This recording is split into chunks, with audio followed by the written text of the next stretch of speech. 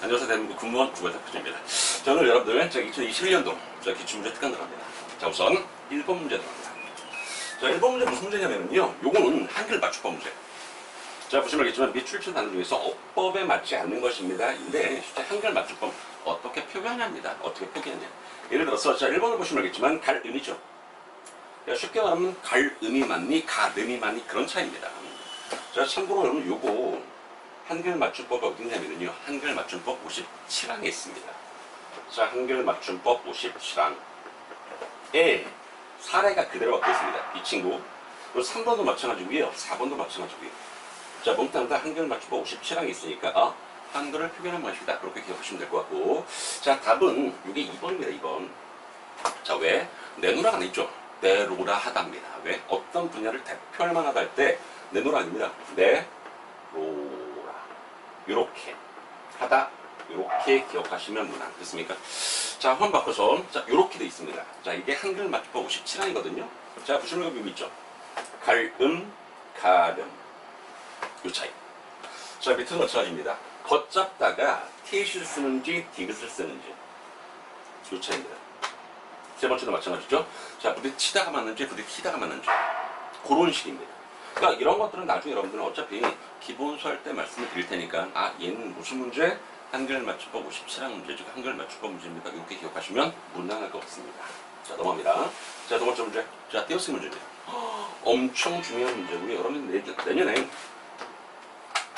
자, 2022년도 혹시라도 군무원 시험을 푼다라고 가정한다면요, 이 띄어쓰기 문제는요, 늘 항상 언제나 문제 출제되고 있습니다. 자, 참고로 띄어쓰기는요, 절이 몇 개? 4개입니다. 자, 띄어쓰기는 절이 4개. 자, 1번이 뭐냐면요, 조사. 자, 조사는 어떻게 한다고요? 앞말에 붙였습니다. 무조건.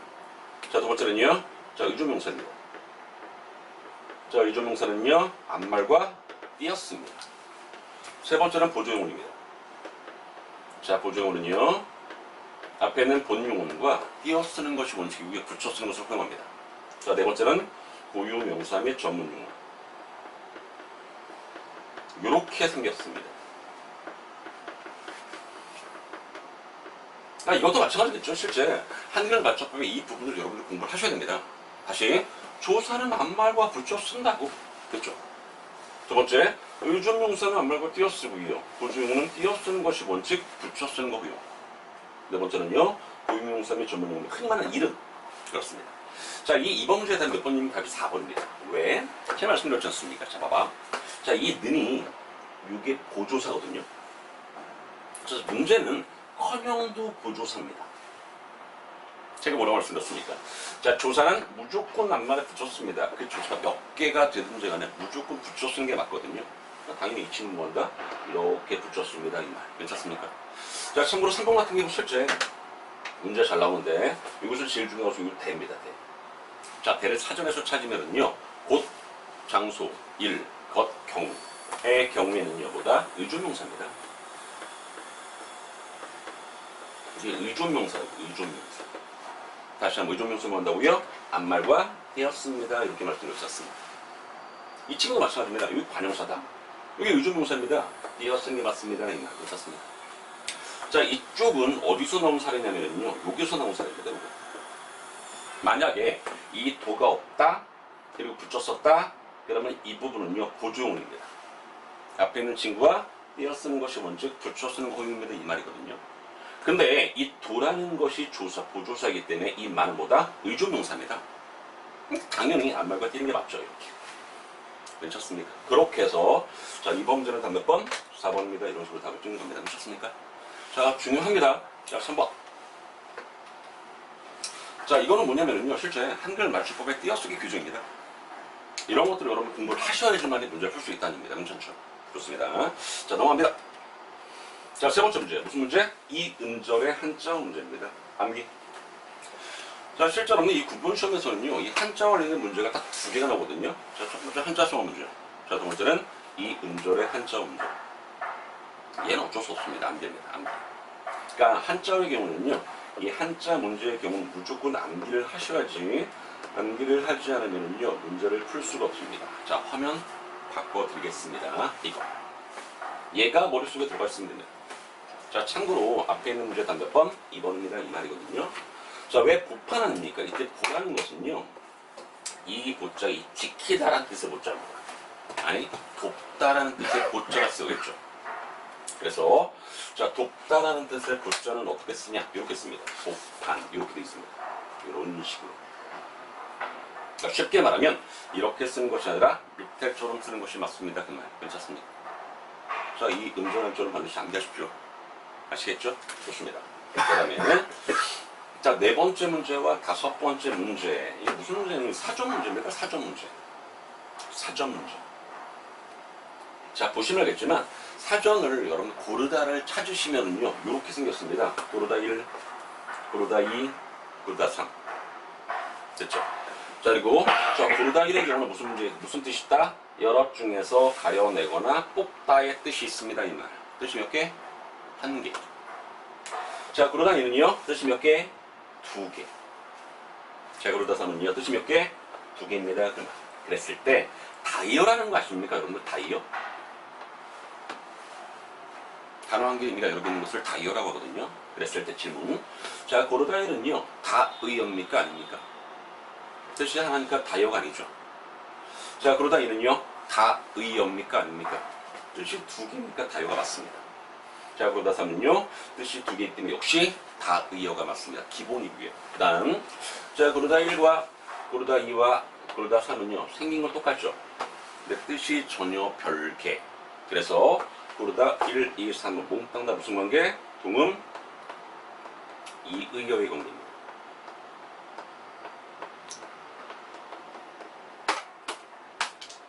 이렇게 생겼다고요. 됐습니까? 기본. 자, 그러면 자, 문제 한번 보겠습니다. 자, 보시면 알겠지만 4번 위 사전에 대한 설명으로 가장 옳지 않은 것을 묻습니다. 자, 볼게. 자, 고르다 1, 2, 3은요. 말씀드렸죠? 동음 이의어의 관계라고 했습니까? 음은 같지만 의미가 다르다고요. 1번 맞네? 지울 수 있습니다. 괜찮습니까? 자, 두 번째. 자, 그러다 1과 2, 3 모두 불규칙. 이게 뭐냐면 활용이거든요. 활용. 이 활용과 관련된 부분입니다. 자, 그랬을 때 활용이 다 돼 있어. 어디? 여기 있지 않습니까? 이게 활용이에요. 이게 기본형이고요. 기본 발음이고 골라, 고르니 이런 식으로 활용합니다. 그 말입니다. 그랬을 때 혹시 여러분 활용 중에서 르 불규칙 활용 기억나십니까? 예를 들어서 자, 다르다 볼까?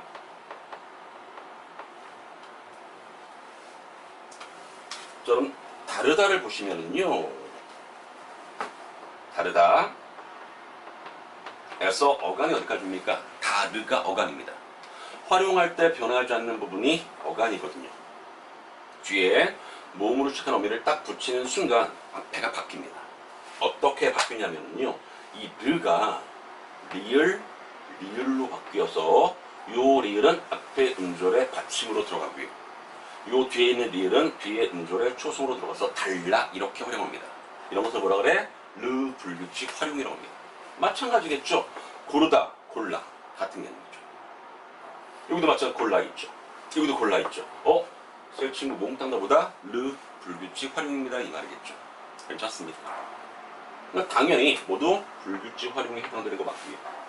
자, 3번. 자, 고르다 2와 고르다 3 아까 뜻이 두 개였죠. 다 의어가 맞습니다. 근데 고르다 1은요, 아까 뜻이 한 개였죠. 그러니까 당연히 다이어가 아닙니다. 그러니까 당연히 답 몇 번이다? 4번이 적절하지 않은 것으로 답입니다. 이 말. 왜냐면은요, 자 보십시오. 자, 고르다 1과 2, 고르다 3 모두 현재 진행형으로 사용될 수 있습니다. 이 말인데 이게 품사 따지는 문제입니다. 동사나 형용사냐. 예를 들어서 자, 고르다 1을 보면 동사죠. 고르다 2도 동사. 근데 문제는 고르다 3이 형용사입니다. 형용사의 경우는요, 현재 시제를 쓸 수가 없습니다. 예를 들어서 예쁘다 같은 게 형용사거든요. 여기다가 예쁜다라는 말 안 되죠. 이해하시겠죠? 그게 안 된다는 것은 뭐다? 예쁘다가 형용사이기 때문에 그렇습니다. 괜찮습니까? 그랬을 때 이건 마찬가지겠죠. 그러니까 앞에 이 두 친구는 동사이기 때문에 가능하지만 이 친구 고르다 3은 현재 진행형을 사용할 수가 없습니다. 왜? 형용사니까. 금전입니다. 그래서 자, 4번 문제는 다 몇 번? 4번이고요. 자, 5번 문제. 자, 이 5번 문제의 경우에는요, 요게 어휘와 관련된 것 같겠죠. 예를 들어서 자, 고르다를 찾으시면요, 얘를 찾아. 그러면은요, 뜻이 이렇게 되어 있지 않습니까? 근데 실제 사전에는요, 요 밑에 사례가 다 있습니다. 그 사례에 대한 걸 문제입니다. 이해하시겠습니까? 자, 쉽게 말하면, 자, 보십시오. 자, 사전에 고르다 2에 해당되는 것을 놓습니다. 쉽게 말하면, 고르다 2에 해당되는 것. 돌시나 악기의 줄 따위가 제 기능을 발휘하도록 다듬거나 손질하되 뜻을 갖고 있는 사례가 몇 번입니까? 그 말입니다. 문제는 이해하시겠죠? 그런 문제. 자, 그랬을 때, 실제로 사전은 의미가 벗어나지 않습니다. 걱정하지 마십시오. 그러니까 쉽게 말하면 1번부터 4번의 이 사례가 몽땅 다 이 의미 중에서 하나의 사례입니다. 그 말 괜찮습니까? 그런 식입니다. 그런 식. 됐죠? 자, 그랬을 때, 자, 이거는 수험생들이 좀 헷갈릴 것 같아요. 자, 날씨가 고르다, 숨을 고르다. 이 친구의 단독본이면 답이 3번입니다. 3번. 숨을 고르다. 이때 숨을 고르다는 것을 잘 보시면 잘 보십시오. 불씨나 악기의 줄 따위가 제 기능을 발휘하도록 다듬거나 손질하다. 숨을 고르다. 자, 화면 바꿔드리겠습니다. 화면을 따로 만들진 않았네. 자, 보시면 알겠지만, 자, 울퉁불퉁한 곳을 흙으로 메워서 판판하게 골라놓았습니다. 이때 골라가 뭐냐면요, 얘입니다. 어디 갔어? 여기 있다.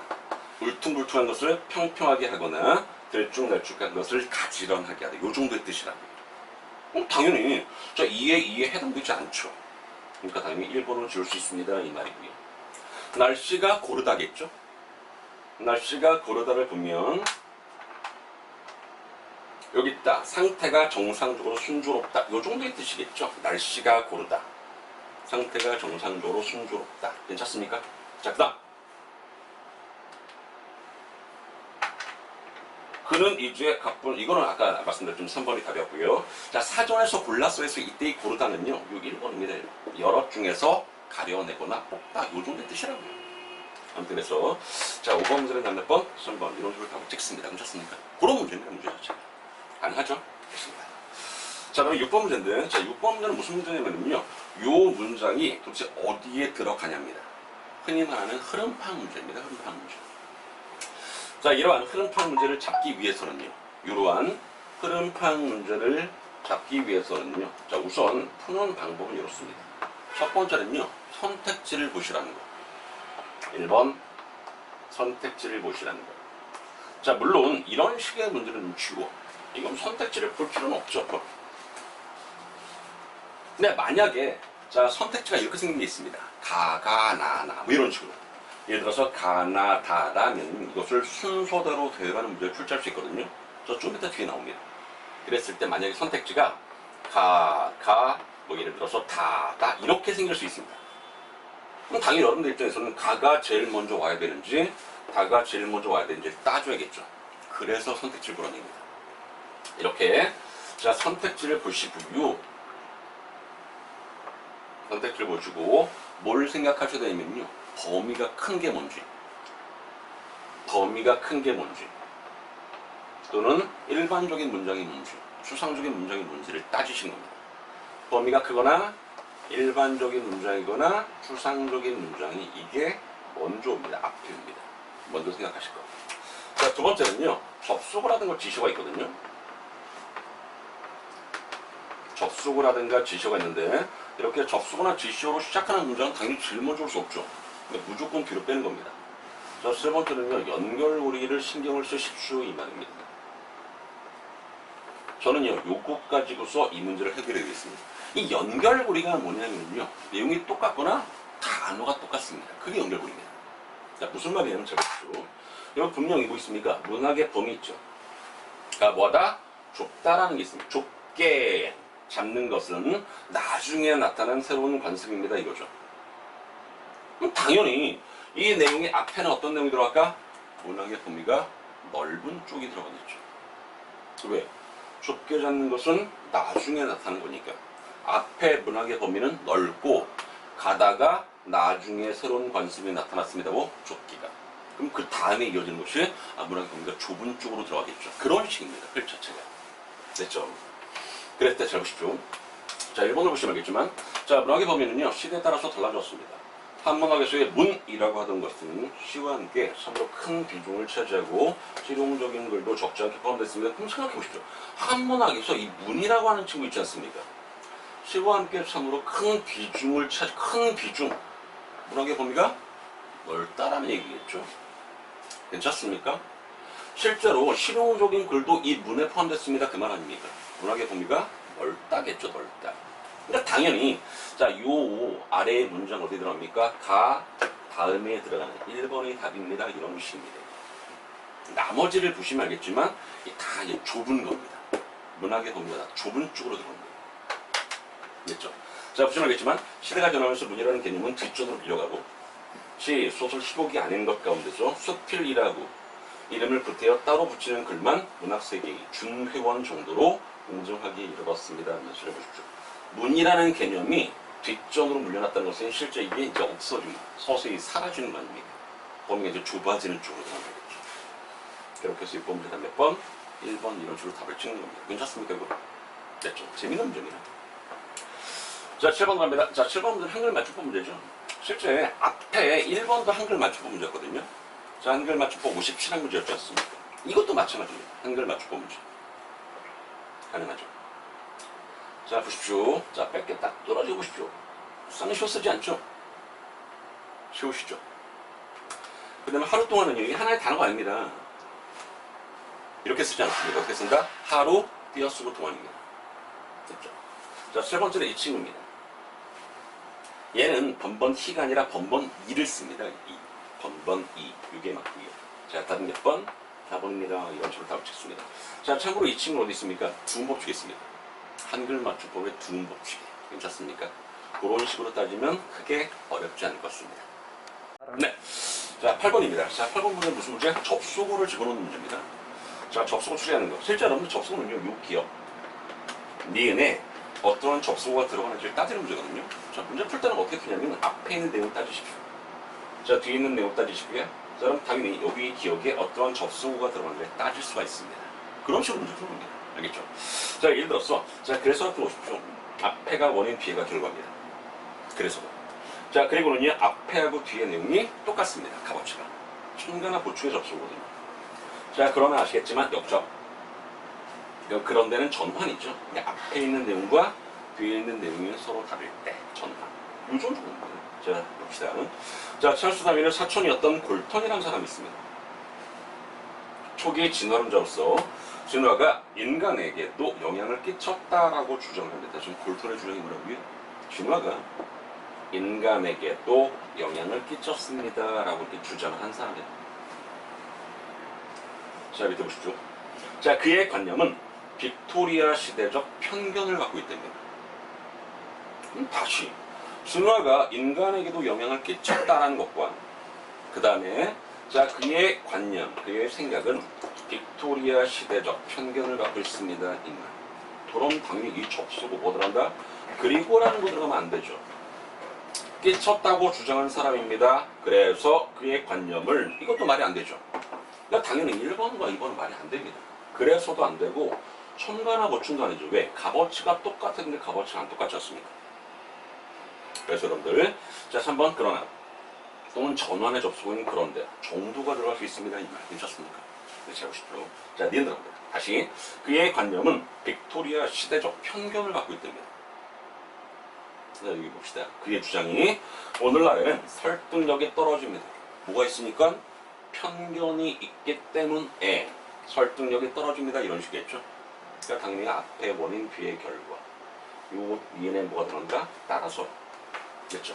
그러니까 당연히 적절한 곳으로 답 몇 번? 3번입니다. 이런 식으로 답을 찍는 겁니다. 별거 아닙니다. 그렇게 문제 푸는 겁니다. 문제 풀 때. 자, 넘어갑시다. 자, 9번입니다. 자, 9번 문제 무슨 문제? 외래어 표기법 문제. 자, 참고로 이 외래어 표기법은요, 어쩔 수 없습니다. 이 사례를 좀 많이 연기하셔야 됩니다. 자, 문제가 뭐냐면 외래어를요, 뭐로? 우리말로 표기하는 방식입니다. 그게 외래어 표기법입니다. 다시 외래어를 우리말로 표기하는 방식. 근데 문제는 이 규정이 있습니다. 있기는.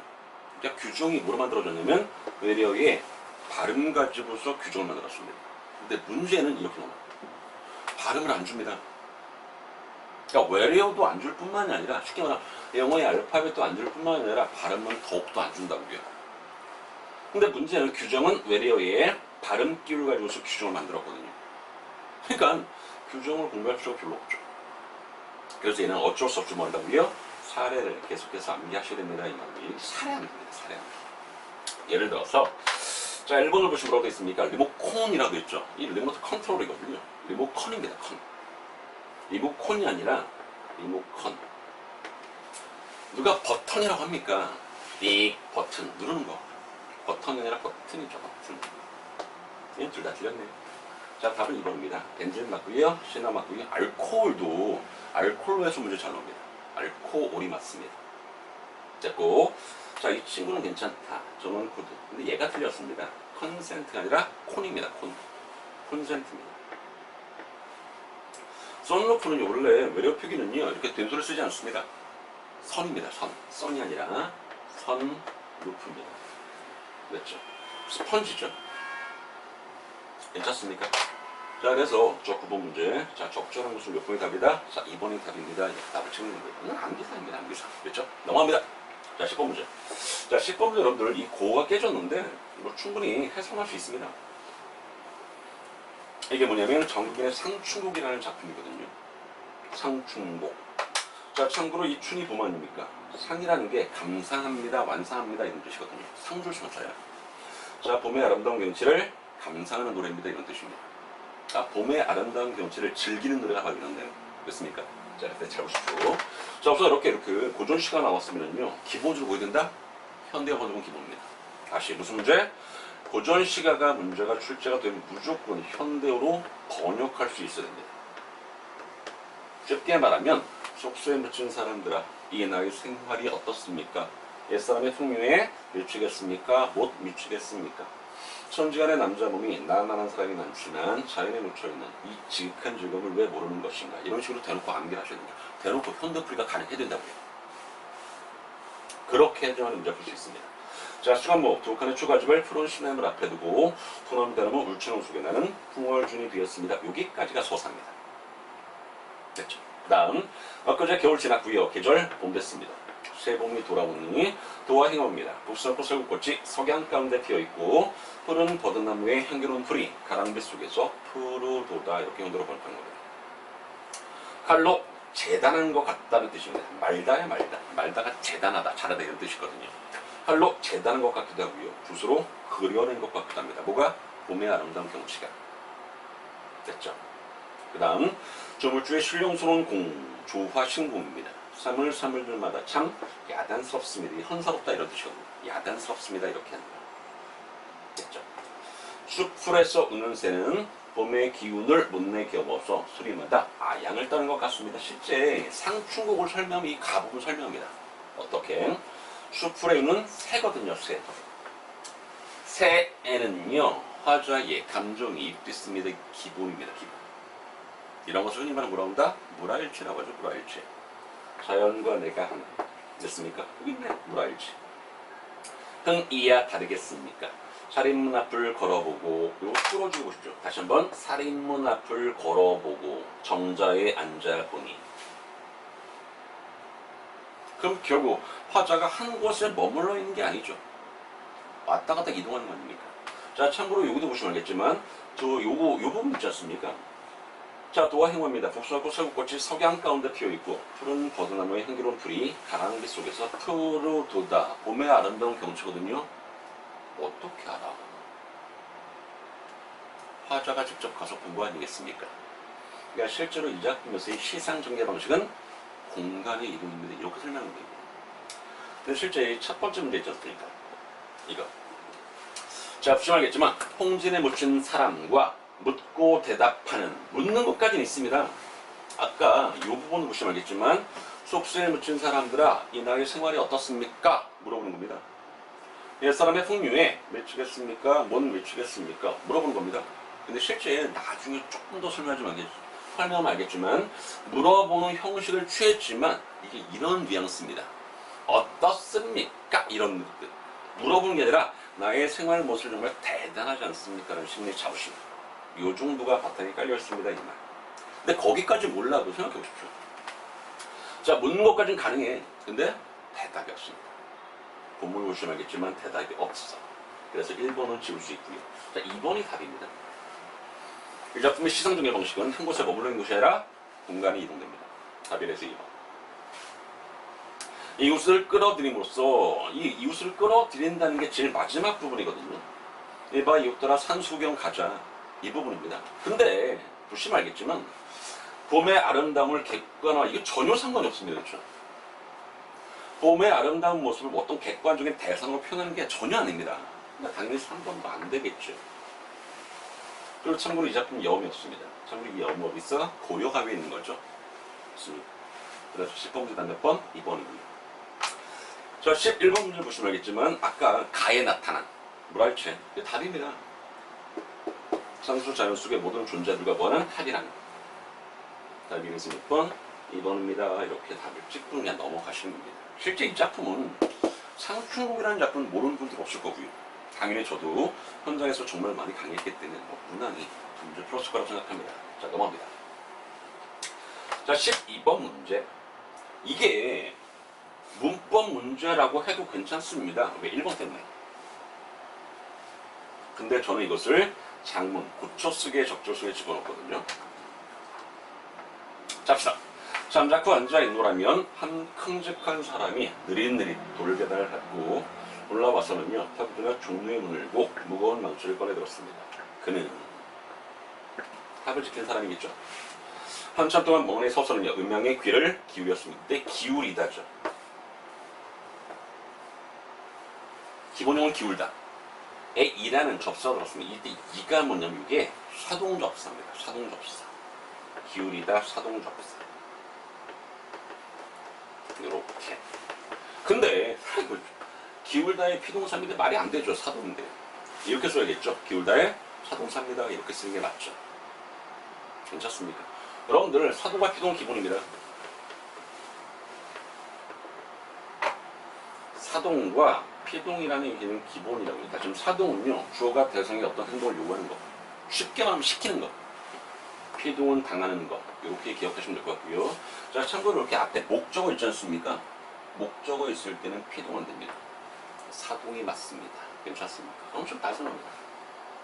자, 그리고 자 망치를 매어라는 게 아이를 쓴 매다죠. 어이를 쓴 매다. 도대체 뭐가 맞냐는 얘기겠죠. 어깨에 매다일 때는 어이를 씁니다. 예를 들어서 신발끈을 매다는 것은 아이를 쓰지요. 자, 참고로 화면 바꿔서 이 정도는 기본적으로 아셔야 됩니다. 이 친구 원래 문제 잘 나옵니다. 매다와 매다. 매다와 매다. 자, 끈이나 줄다 위에 두 끝을 엇걸고 잡아당겨서 풀어지지 아니하게 마디를 만들다. 등등등 이런 뜻이 있다고 합니다. 자, 다음 두 번째는요. 어깨에 걸치거나 올려놓습니다. 어깨에 배낭을 매다 오이를 쓴다고요. 그럼 여기도 마찬가지 아닙니까? 자, 그런 망치를 메어 들고 오겠죠. 그러니까 아이가 아니라 보다 어이를 쓴 게 맞으면 맞네 이렇게 된 거죠. 전매사 지기가 맞습니다. 종루라는 것은요. 종이 설치된 누각 이런 뜻이거든요. 이를 지키는 사람 이런 뜻입니다. 그러니까 종루를 지키는 사람 맞습니다. 엄지손가락을요 한자로 무지라고 합니다. 이게 엄지손가락을 가리키는 무지 아닙니까? 뒷자는 손가락 진짜 그죠? 그래서 무지가 맞다 이렇게 된 거죠. 다음 몇 번? 1번. 그러니까 실제 여러분들 이 1번을 보면 문법 문제가 맞아겠죠. 근데 나머지는 실제 이건 흔히 제가 장문 문제에서 고쳐쓰기 적절성 이렇게 많이 나오니까 참고로 그냥 보시기 바랍니다. 얘가 장문에 집어넣든 문제 문법에 집어넣든 그건 상관이 없습니다. 알겠죠? 넘어갑니다. 자, 13번 문제 로마자 표기법 문제거든요. 자, 참고로 앞에 외래어 표기법은요 사례를 남기는 겁니다. 근데 로마자 표기법은 얘는 규정을 공부하는 겁니다. 로마자 표기는 뭐냐면요 우리말을 로마자로 적는 방식입니다. 그러니까 결국 이 친구는요 우리말을 가지고 규정을 만들었겠죠. 그러니까 얘는 규정 몇 개만 암기를 하시면 충분히 다 맞출 수 있습니다. 그 정도입니다. 그 정도. 사례를 공부하는 게 아닙니다. 규정은. 됐죠? 예를 들어서 쉽게 하면 이렇습니다. 자, 순대죠. A, I를 썼죠? 아닙니다. 이 N은 이렇게 생겼은 A입니다. 됐죠? 그래서 순대는요 DAE 이렇게 쓰는 게 맞다고요. 그렇죠. 근데 이거는 제가 어떻게 설명하면 실제 기본적으로 자음과 모음을 다른 로마자로 바꾸는 거 아닙니까? 예를 들어서 자음이 한 개야, 음음이 한 개. 근데 알파벳이 이렇게 두 개짜리들이 있습니다. 요거는 따로 챙겨서 공부를 하시는 게 좋습니다. 예를 들어서 어 같은 거 있지 않습니까? 이 오야. 이런 것들은 챙겨서 남겨줘요. 분명히 음운은 한 개인데 거기에 해당되는 알파벳이 두 개짜리들은요. 당연히 문제에 자주 출제되겠죠. 그래서 이건 꼭 암기하시고. 다음 그래서 1번 틀렸습니다. 자, 2번. 광희문에서 중요한 게 뭐냐면 이 희거든요. 희. 이 친구의 발음이 어떻게 됩니까? 이렇게. 의 발음이 이로 소리 납니다. 자, 이렇게 이로 소리가 나더라도 표기는 아이를 표기하지 않습니다. 어떻게 표기한다? 유, 아이를 이렇게 표기합니다. 그리고 자, 왕십리의 경우에는요, 잘 보십시오. 왕십리 이렇게 돼 있죠. 자, 기본적으로 로마자 표기법은요, 표준 발음법에 따라 적습니다. 이렇게 돼 있습니다. 그렇기 때문에 자, 이 친구의 발음은요, 왕심이거든요. 이렇게. 그렇기 때문에 왕신비가 아니라 M입니다. 왕신미 이렇게 씁니다. 답 몇 번? 4번. 이런 식으로 답 찍는 겁니다. 얼마입니다. 됐죠? 자, 다시 한번 여러분 로마자 표기는 뭐라고요? 규정을 공부를 꼭 하시기 바랍니다. 그러니까 제대로 배우면요, 그냥 무난히 넘어갈 수 있습니다. 자, 14번으로 갑니다. 이게 무슨 문제냐면요, 문장 부호 문제거든요. 문장 부호 문제. 그 중에서 괄호. 원래 문장 부호에서 괄호가 3개 있습니다. 대괄호, 중괄호, 소괄호. 그 중에 대괄호의 사용이 적절하지 않은 것은 무엇입니까? 자, 보시면 알겠지만 말소리죠. 이 안에 음성이라고 써 있는 겁니다. 음이 달라. 이렇게 음이 다를 때는요, 대괄호입니다. 이렇게 해서 제가 가르친 학생들에게 설명합니다. 음이 같으면, 생각해보면 알겠지만, 음이 같으면 소괄호, 음이 다르면 달괄호. 이런 식으로 암기하는 게 훨씬 더 편합니다. 됐죠? 자, 두 번째는요, 이 열거된 항목입니다. 중에서 어느 하나가 자유롭게 선택될 수 있음을 보일 때는 대괄호 쓰지 않습니다. 뭘 쓰냐면 중괄호 씁니다. 중괄호. 답이 그래서 2번입니다. 됐죠? 자, 괄호 속에 또 괄호가 있죠. 그럴 때는 바깥의 괄호는 이렇게 대괄호를 씁니다. 이것도 마찬가지겠죠. 보충 설명. 이야기가 뭐냐고. 악격소식입니다. 이렇게 할 때도 마찬가지로 대괄호. 자, 화면을 한번 바꿔드리겠습니다. 자, 실제 대괄호 쓰임이 이렇습니다. 아까 제가 말씀드렸지 않습니까? 고유어에 대응하는 한자. 나이인데 이 아내가 연세다. 낱말이고 이 안에는 단어입니다. 순말이고 이 안에는 수족이죠. 음이 다르죠. 대괄호. 괄호 안에 또 괄호가 있을 때 바깥의 괄호는 대괄호. 그리고 요겁니다. 요거. 원문에 대한 이해를 돕기 위해서 설명이나 논평을 덧붙일 때 쓰는 게 바로 이 친구. 사례 그대로 넣습니다. 하나, 둘, 셋, 세 개죠. 그러니까 결국 얘를 빼고 하나, 둘, 셋 똑같습니다. 그럼 화면 하나 더 바꿔줄까? 중괄호거든요. 요 사람이래요. 아까 2번. 자, 보시면 알겠지만 열거된 항목 중에서 어느 하나가 자유롭게 선택될 수 있음을 보일 때 쓴 게 뭐라고요? 중괄호입니다. 대괄호가 아니라. 그래서 자, 14번 문제는 답 몇 번? 2번으로 이렇게 답을 찍는 겁니다. 참고로 이 문장보 문제는요, 1번부터 21번까지 총 21개 문장보 있습니다. 그것만 기억하면 돼. 알겠죠? 좋습니다. 넘어갑니다. 자, 얘는, 자, 우선 여기에 유행 들어갑니다. 유행. 별건 아니야, 이 문제. 기억에 뭐가 들어갈까? 성행이 들어갈까? 편승이 들어갈까? 기승이 들어갈까? 유행이 들어갈까? 문맥을 따져보면 싹 다 유행이 들어갑니다. 유행. 이건 별건 아닙니다. 근데 문제는 별거인 문제 바로 이 16번 문제죠. 이게 아까 말씀드렸던 문제입니다. 무슨 문제? 그럼 화 문제입니다. 이렇게 나온다 문제. 그럼 잘 보십시오. 내용에 따라서 나부터 말을 순서대로 표현하십시오죠. 얘는 이미 가가 앞에 이렇게 있는 겁니다. 가 다음에 요거를 나부터 시작해서 막까지를 순서를 막 왔다 갔다 하는 겁니다. 그럼 어떻게 순서대로 표현할까 이 말이죠. 그랬을 때 이거 제가 분명히 아까 앞에서 말씀드렸습니다. 선택지 먼저 보시고요. 됐죠? 접속어나 지시어는 뒤로 빼십시오. 근데 문제는 앞에 가가 있기 때문에 만약에 나부터라도 상관은 없습니다. 왜? 앞에 있으니까. 접속어 있어도 상관이 없다고요. 그리고 세 번째보다 연결고리에 대해서 신경 쓰십시오. 이 말. 다시 한번. 연결고리가 뭐라고요? 단어가 같거나 또는 내용이 같은 거. 단어가 같거나 내용이 같은 게 바로 이 연결고리라는 얘기입니다. 이해하시겠죠? 무슨 말이냐면요. 자, 봐봐. 만약 이렇게 세 개의 문장이 있다고 가정해 봅시다. 연결고리는 이게 연결고리겠죠? 얘하고 얘가 연결고리겠죠? 요게 연결고리겠죠? 신기하게 이 부분이 단어를 같이 쓴다고요. 또는 내용을 같이 쓴다고 그랬습니까? 그런 식을 따지라는 거겠죠? 그런 문제. 이해하시겠죠? 좋습니다. 그러면 자, 우선 여러분들 자, 이 문제 15번 문제는 우선 4번입니다를 설명해 드리고 자, 16번 문제의 경우는요. 실제 가를 좀 읽으셔야 되거든요. 가를 읽어야지만 가와 관련된 거 어떻게 정리할지 자 봅시다. 자, 유행의 확산은요. 1930년에 접어들어 보다 빠른 속도로 경성의 거리를 획일적인 풍경으로 바꿔놓았는데 뉴욕이나 파리의 유행은 경성에서도 거의 동시에 유행했습니다. 이는 물론 영화를 비롯한 근대과학기술의 덕택이었습니다. 어떤 내용이 포인트인지 아십니까? 자, 어떤 내용이 포인트냐면 이거는 자, 조금 길어질 것 같으니까 자, 네, 자 16번입니다. 자, 16번 문제는 다시 한번 무슨 문제? 흐름판 문제입니다. 자, 보시면 알겠지만 실제 가가 있으니까 여러분 들어보십시오. 자, 가를 읽으셔야 됩니다. 가를 읽은 다음에 도대체 그 다음에 나로 연결하는 게 맞는지 아니면 다로 연결하는 게 맞는지 나로 연결하는 게 맞는지를 따진 겁니다. 됐죠?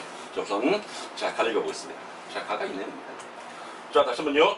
유행의 확산은 1930년대에 접어들어 보다 빠른 속도로 경성거리를 획일적인 풍경으로 바꿔놓았는데 뉴욕이나 파리의 유행은 경성에서도 거의 뭐 동시에 유행했습니다. 무슨 말이겠죠?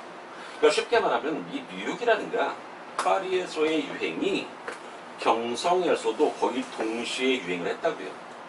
그 이유는 뭐 때문이다? 현대과학기술의 덕택입니다. 이렇게 괜찮습니까? 갑니다. 자, 그 다음에 아까 선택지 보셨죠? 자, 나로 연결을 시켜야 되는지 선택지가 다로 연결을 시켜야 되는지 아니면 마로 연결을 시켜야 되는지 따지는 겁니다. 자, 우선 먼저 자, 나 읽어보겠습니다. 자, 하지만 자, 뉴욕이나 경성의 유행이 모두 동일한 것은 아니었습니다. 모두 동일한 것은 아닙니다. 왜냐면 나 좀 거의 동시에 유행을 한다고 했었죠. 하지만 모두 동일한 것은 아니라고요. 뉴욕 거리나 할리우드 배우들이 나 경성의 모던 거리 입은 패션은 동일할지라도 그네들 주변의 풍경은요. 근대적인 뿔뿔숲과 초가집만큼 차이가 났기 때문에 그래서 동일하지 않는 겁니다. 그렇죠? 이게 결과고요. 이게 이유야. 자, 경성 모던 거리 유행은요. 이 같은 근대와 전근대의 아이러니를 내포하고 있습니다. 요 정도. 그러니까 실제로 가 다음에 연결시켜도 괜찮습니다. 보세요 보십시오. 자, 우선 다 읽어보겠습니다. 자, 유행은 1초일 동안에 지구를 4바퀴를 돈다는 전파만큼이나 빨라서 1931년에 이르면 뉴욕이나 할리우드에서 유행하던 파자마라는 치미 패션 곧바로 서울에서도 유행했습니다. 잘 보십시오. 가도 거의 동시에였죠. 근데 다도 비슷하죠, 내용이. 내용은 관련이 있는 거죠. 얘는 다른 거고. 괜찮습니까? 자, 다시요. 자, 파자마라는 치미 패션 곧바로 서울에서도 유행했습니다. 서구에서 시작한 유행이 일본을 거쳐서 한국으로 전달되는 속도는요, 너무나 빨라서 거의 동시죠. 제가 아까 전에 흐름판 문제 기억나십니까? 연결고리 기억나십니까? 단어를 같이 쓴다고요. 신기하게. 그러니까 결국 여기 거의 동시에. 근데 여기도 거의 동시죠. 비슷하지 않습니까? 그러니까 실제 가 다음에 나 다음에 그럼 다가 이 나 뒤에 들어오는 거 아닙니까? 이 말이 안 된다. 그러니까 가 다음에 다로 연결하는 것이 가장 매끄럽습니다. 이런 식입니다. 근데 너무 좋은 게 뭐냐면요. 다가 하나밖에 없었어. 그렇죠? 이게 다 몇 번입니까? 3번입니다. 이런 식으로 답 짓는 게 문제 이렇게 푸는 겁니다. 가능하죠? 자, 그 다음. 자, 17번 문제는 명품 문제입니다. 아까 위에 있는 글을 읽은 다음에 내용을 제대로 이해하시면 충분히 풀 수 있는 그 정도. 괜찮습니까?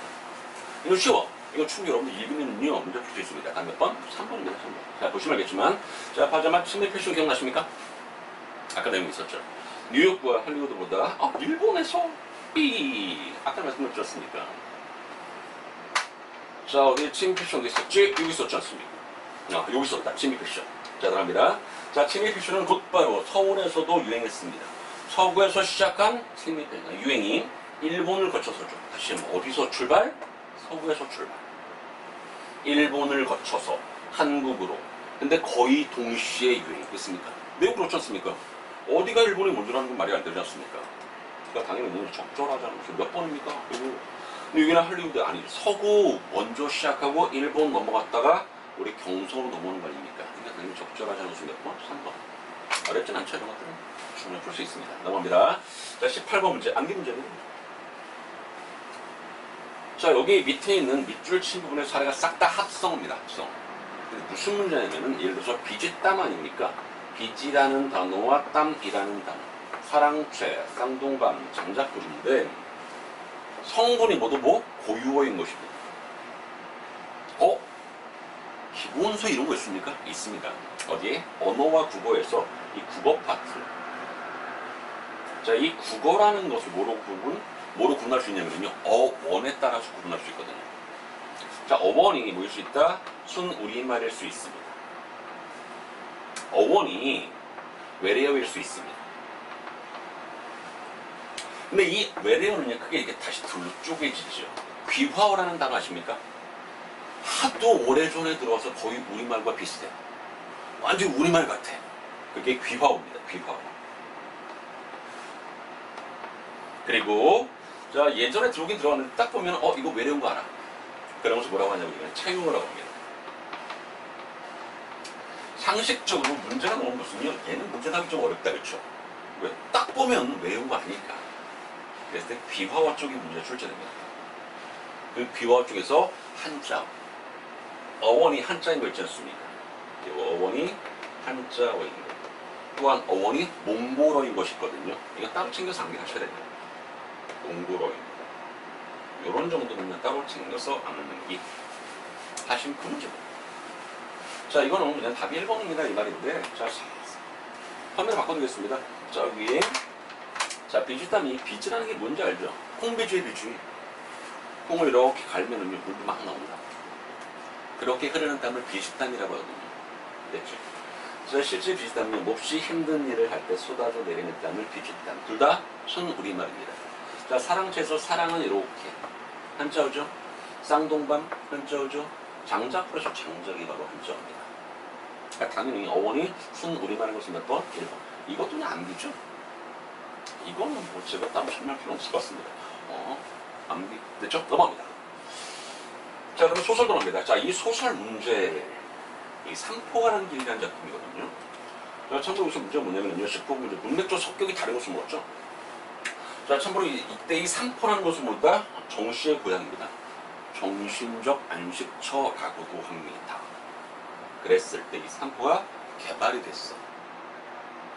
밑줄 친 것은 뭐냐면요. 과거의 삼포와 현재의 삼포, 개발되기 전의 삼포와 개발된 다음의 삼포를 구분하는 문제입니다. 솔직히 쉬운 문제였습니다. 자, 가볍게 읽겠습니다.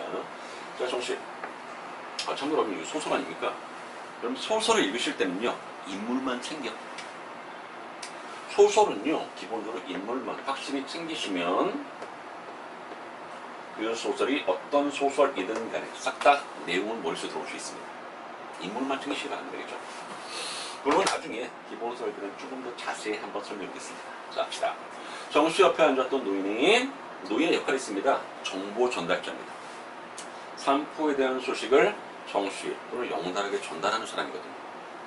두 사람의 행색과 무릎 위에 배낭을 눈여겨 살피더니 말을 걸어왔습니다. 어디? 일가슈.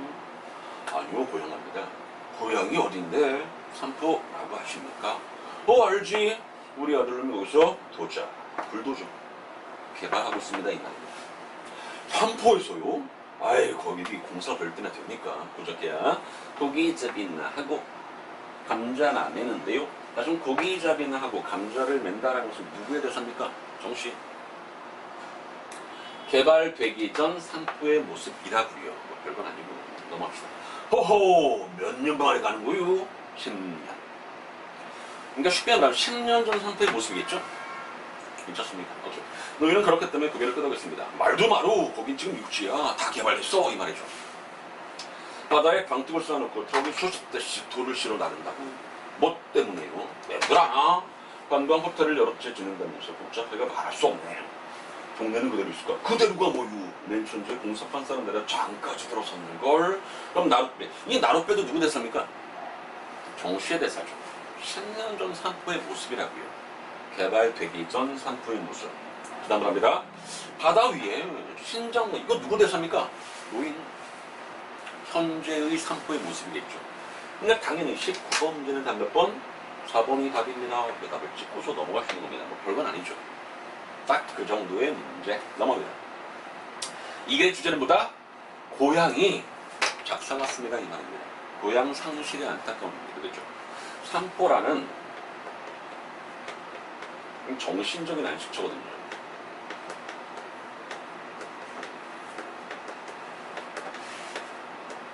가 개발이 돼서 슬픕니다. 이 말입니다. 그거에 해당되는 것은 내가 사랑했던 자리 모두 작살났습니다. 이 말이죠. 답이 몇 번? 3번이 답이겠죠. 쉬운 문제. 넘어갑시다. 자, 21번 문제. 자, 21번 문제 무슨 문제냐면요. 문학 문제입니다. 문학 문제. 근데 이것을 한자 성어 문제라고 상관없습니다. 왜 한자 성어니까? 자, 문제는 정조 문제죠. 이 정조의 말뜻이 뭐다? 감정과 어조의 뜻입니다. 마음의 심리 상태. 정서 문제입니다. 정서 문제. 자, 누가 썼냐고요? 을지문덕님께서 쓰신 여수장 우중글씨입니다. 잘 보세요. 수험생들이 문제 이렇게 딱 나오면은요, 오, 엄청 멘붕, 그렇죠? 왜? 한자니까. 이게 무슨 말이야? 근데 이거는 여러분들 머릿속에 이미 을지문덕님께서 쓰신 여수장 우중글씨라는 이 작품 머릿속에 들어가 있어요. 원래 그랬어야 됩니다. 한시거든요. 솔직히 중요한 한시 맞아. 제 기본소에도 그대로 박혀 있고요. 자, 참고로 제 기본소에는 이렇게 되어 있습니다. 이렇게.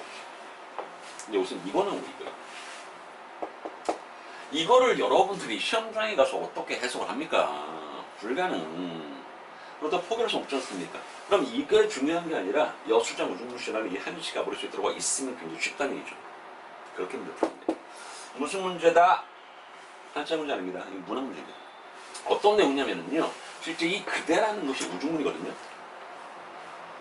처음에는 띄워줘. 나중에는 꺼져라.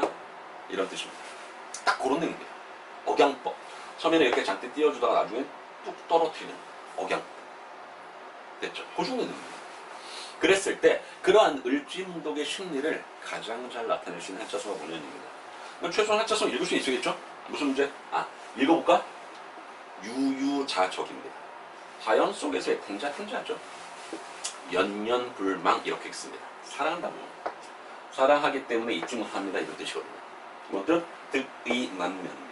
얼굴에 어떤 자신감이 가득 차다 뭐 이런 뜻입니다. 제일 마지막 산자수명이죠. 자연이야기입니다. 산은 저죽빛, 물은 맑고요 이런 뜻입니다. 자연이야기. 자, 다음 몇 번? 3번이죠. 자신감.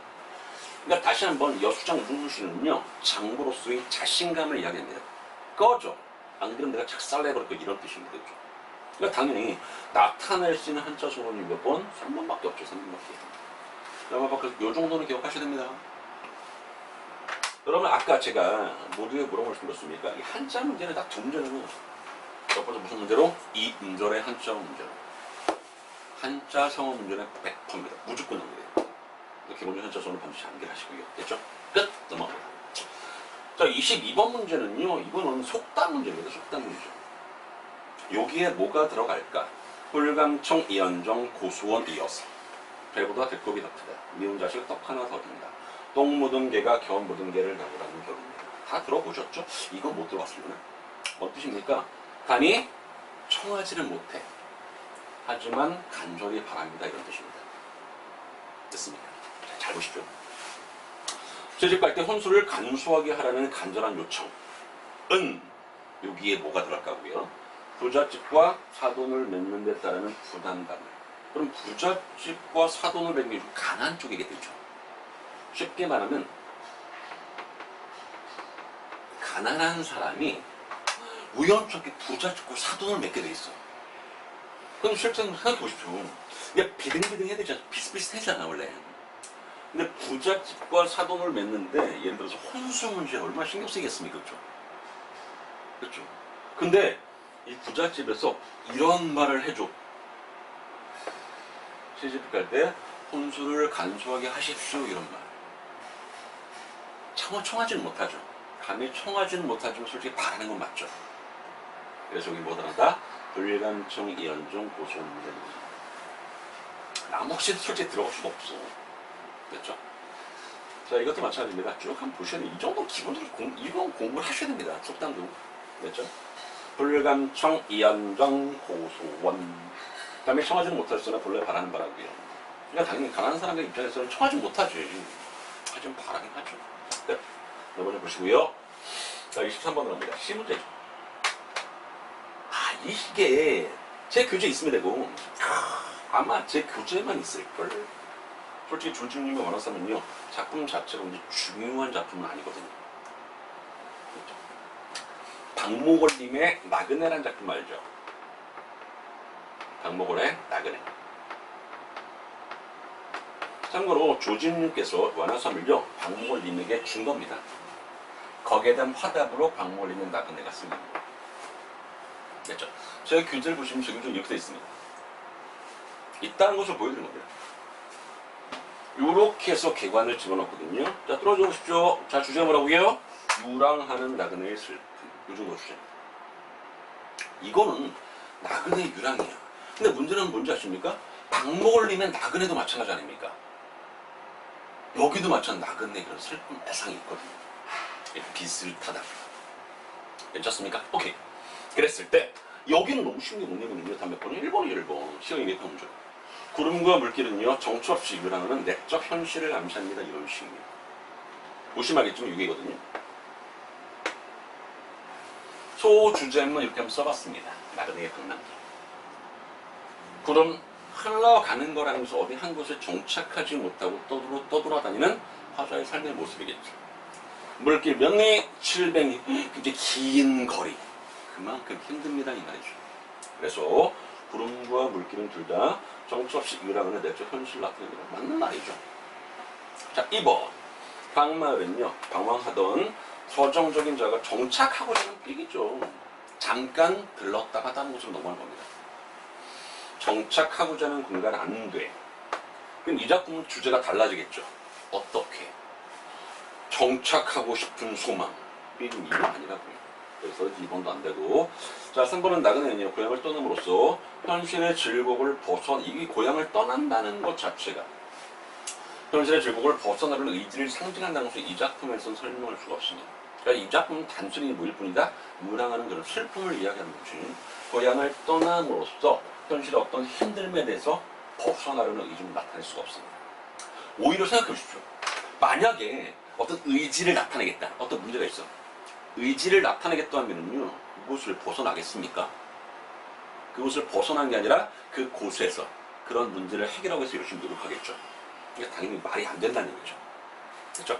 자, 4번도 마찬가지인데 실제 이 4번도 수험생들이 많이 찍었을 겁니다. 한 전통적인 원래 산 슬픔이라는 것도 전통인데 실제 이 작품에서는요 관련이 없습니다. 예, 있을 수 있는데 실제 두 개를 비교한다면요 1번이 훨씬 더 괜찮은 답입니다. 그래서 가장 적절한 거 됐습니까? 자, 그래서 자 답이 몇 번이다? 답이 1번. 이렇게 답을 찍을 수 있습니다. 괜찮죠? 자, 24번입니다. 자, 무슨 문제? 표준 발음법 문제입니다. 표준 발음법 문제. 자, 손님 여러분들 비음과 유음 아시죠? 예를 들어 제가 보고. 자, 보시면 알겠지만 자, 맞췄노. 니은과 리을이 이렇게 만났다는 얘기죠. 근데 여기도 마찬가지입니다. 니은과 리을이 만났습니다. 그러니까 참고로 1번부터 4번까지 몽땅 다 니은과 리을이 만났습니다. 근데 잘 보십시오. 이렇게 만났는데 니은이 리을로 이런 식으로 바뀔 수 있습니다. 이걸 뭐라고 한다? 유음화라고 하죠. 참고로 여러분들 니은과 리을 만났는데 오히려 반대로 리을이 니은으로 바뀔 수 있습니다. 얘를 뭐라고 한다? 비음화라고 합니다. 괜찮습니까? 그랬을 때 환경적인 조건이 똑같은데 어느 때는 유화, 어느 때는 비음화. 어떻게 구분합니까? 실제 여러분들 수험생들이 가끔 어떤 실수를 많이 하냐면요, 요거를 시험장에서 직접 발음을 해봐. 맞췄노, 괜찮은 것 같은데 맞철로 좀 이상한 것 같은데 이런 식입니다. 삑입니다. 절대 그렇게 문제 푸는 거 아닙니다. 자, 참고로 여러분들, 자, 여러분들 2번부터 4번까지 무슨 사례를 뚫어주고 싶죠. 자, 보셨습니까? 자, 반복합니다. 요거. 자, 보시면 알겠지만 이게 어디냐고요? 표준 발음법에 있습니다. 표준 발음법 문제. 표준 발음법 사례 있다고요. 자, 다시. 자, 공권력이죠. 자, 공권력 어디 있을까? 여기 있네. 괜찮습니까? 자, 두 번째 볼까? 생산력 어디 있습니까? 생산량 비슷하죠. 무슨 말이겠죠? 자, 세 번째. 결단력 떨어지고 보십시오. 어디 있습니까? 결단력? 여기 있다. 실제 출제자들이요, 문제 그렇게 만듭니다. 그러니까 쉽게 말하면, 자, 2번부터 4번까지 몽땅 다 뭐다? 비음화의 사례입니다. 이 말이고요. 나머지는, 얘는 사례가 없어. 그래서 맞췄는가 아니라 뭐다? 맞철루가 맞습니다. 유마 사례죠. 그래서 24번 문제는 답 몇 번? 1번. 이렇게 답을 찍는 겁니다. 괜찮습니까? 오케이. 정확합니다. 자, 이런 것들 많이 보셔야 됩니다. 그래야지 군무원 시험에서 높은 성적을 받을 수 있습니다. 자, 그 다음 25번. 비문학 문제거든요. 자, 그래 중심력 문제입니다. 참고로 이런 게 오히려 여러분들 입장에서 좀 쉽습니다. 문법보다는. 그쵸? 그렇기 때문에 여러분들 이 군무원 문제를 정말 잘 하시기 위해서는 문법만 정리를 잘 해두시면 어렵지 않습니다. 아시겠죠? 좋습니다. 그러면 중심내용 편 문제니까 자, 가볍게 한번 제가 읽어보겠습니다. 자, 달라. 하나, 둘, 두 개입니다. 이게 글 자체가 길진 않다, 그쵸? 그러네. 자, 읽겠습니다. 자, 이제 우리는요, 세계의 변방이 아닙니다. 세계와는 점점 더 과거와는 분명 다르게 우리가 주목과 관심의 대상이 되는 방향으로 진행되고 있습니다. 이제 한국은 더 이상 작은 나라라고는 생각하지 않게 되었습니다. 같은 내용이죠, 다. 실제 여러분 비문학 보시면 알겠지만 글이 계속 같은 내용이 반복이 돼요. 그렇죠? 넘어갑니다. 자, 한국이나 예술성을 세계에서 인정하고 있는 지금 이 시기에 가장 중요한 것은 무엇일까요? 질문, 따라붙는 것은 답변이 따라붙겠죠. 원래 그런 흐름이 있습니다. 질문 다음에 따라붙는 것은 뭐라고요? 답변이 따라붙는다고요. 됐죠? 자, 봐봐. 한국인의 예술성을 세계에서 인정하고 있는 지금 이 시기에 가장 중요한 것은 뭐냐고요? 질문. 따라붙는 것은 답변. 이게 중요합니다. 이렇게 되겠죠. 넘어갑니다. 자, 무엇보다 시급한 것이 바로 전략입니다. 이게 답변이다. 그죠? 전략이 중요하다고요. 지금이야말로 세계 시장에 우리의 예술을 알릴 수 있는 기회가 왔고요. 우리만의 전략이 필요한 시기가 왔습니다. 한국인의 끼는 각별하다. 샘바람, 신눈풀이가 문화유산으로 등록되어 있는 민족이다. 게다가 신이라면 어깨춤, 동시경축 추던 그 어깨 너머로 쓱 보고도 뚝딱 뭔가를 만들어낼 수 있는 재주와 감각도 있고요. 문화 선진국의 전문가들도 감탄하는 섬세한 재능과 뜻대에 한 예술적인 취향도 있습니다. 문화예술의 시대를 맞은 오늘날 우리가 문화예술의 시대를 맞았답니다. 지금. 그치. BTS, 짱이라든지 이런 것들. 우리가 먹거리로 삼을 수 있는, 상품할 수 있는 바탕들이다. 갖추어진 유전자들이다. 선진이 선진이고 후진이 후진이면 역사는 바뀌지 않습니다. 근데 선진이 후진될 수 있다고요. 후진이 선진될 수 있습니다. 시대가 바뀌고 새로운 역사가 시작되는 법입니다. 우리 앞에라는 것은 잘 보십시오. 앞으로 우리 미래에 그런 전환점이 있으니까 전략을 잘 세웁시다. 그 말이죠. 그걸 이해하시겠습니까? 다시. 우리 앞에 그런 전환점이 놓여 있답니다. 어떤 전환점? 선진이 후진될 수 있다고요. 후진이 선진될 수 있습니다. 그런 전환점에 놓여 있으니까 앞으로 전략을 잘 세워서 결국 뭐하자? 선진국이 되자 이거겠죠. 괜찮습니다. 짧은 주어진 현실이 안 좋아 삐기죠. 과거는 미래에 대한 희망찬 표고 답 몇 번? 2번이 답이죠. 쉬운 문제였습니다. 과거는 미래에 대한 희망찬 포부 정도가 답이라는 거. 요 정도가 이 글의 중심용입니다. 어렵진 않죠? 좋습니다. 자, 이렇게 해서 여러분들 자, 군문 기출 자, 1번부터 25번까지 끝내봤습니다. 어떻습니까? 할만하시죠? 차근차근 준비하신 분명히 좋은 결과가 있을 겁니다. 아시겠죠? 좋습니다. 오늘 여기까지. 자, 고생 많으셨습니다.